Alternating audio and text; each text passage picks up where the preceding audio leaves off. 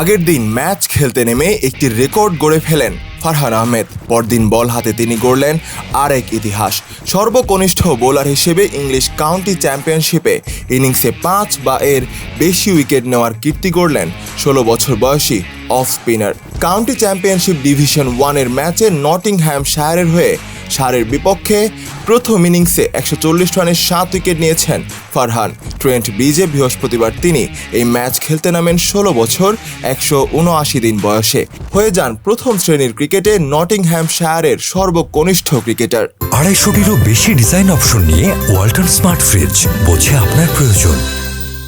প্রথম দিন তিনি নেন 4 উইকেট, দ্বিতীয় দিন ধরেন আরও 3 শিকার। ইংল্যান্ডের মাটিতে প্রথম শ্রেণীর ক্রিকেটে তার চেয়ে কম বয়সে ইনিংসে 5 বা এর বেশি উইকেট নিতে পারেননি আর কেউ।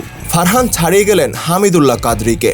কাউন্টি চ্যাম্পিয়নশিপ ডিভিশন 2 ম্যাচে 2017 সালে ডার্বিশায়ারের হয়ে প্রথম শ্রেণীর অভিষেকে গ্ল্যামারগনের বিপক্ষে 63 রানে 5 উইকেট নিয়েছিলেন হামিদুল্লাহ। ওই ম্যাচ শুরুর দিনে তার বয়স ছিল 16 বছর 203 দিন।